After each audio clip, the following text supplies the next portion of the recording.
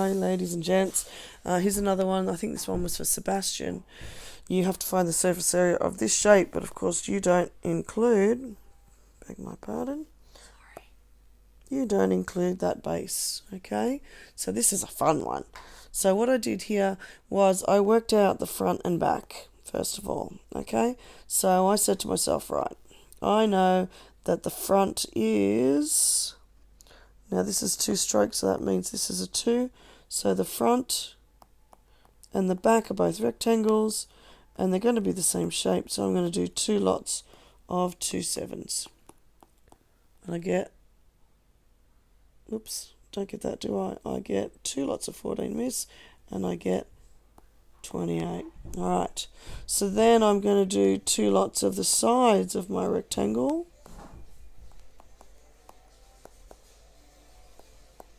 Terrible pen. 2 lots of the sides gives me 2 times 2, and 2 lots of those gives me 8.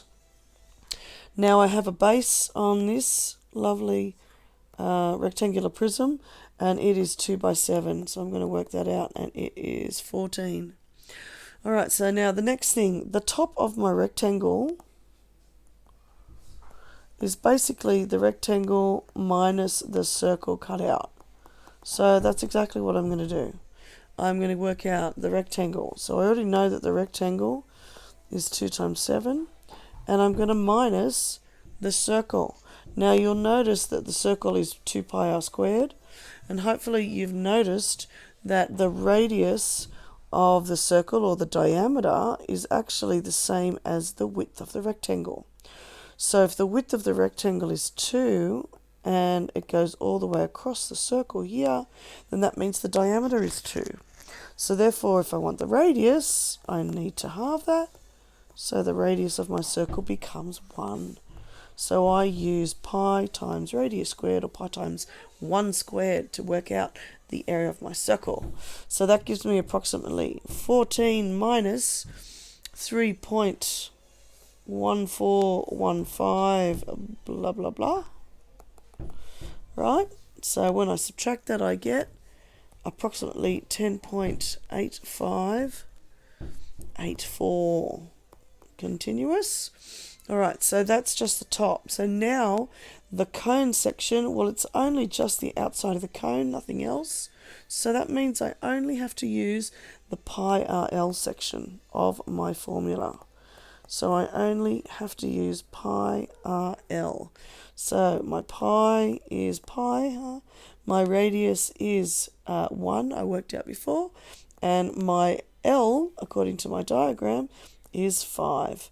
So altogether that gives me 15.70796. So now I have to add those two together.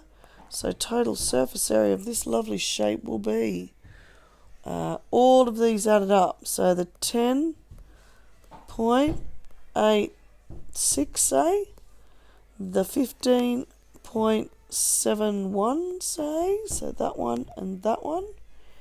I then also have to add these 3, so I'll write those down, plus 28, plus 8, plus 14, and hopefully when I add them all up together, I get this lovely number.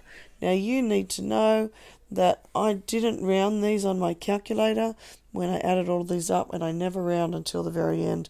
So my final answer ended up being 76.6, which Seb is the answer in the back of the book. So maybe you just rounded too early. Thanks guys, bye.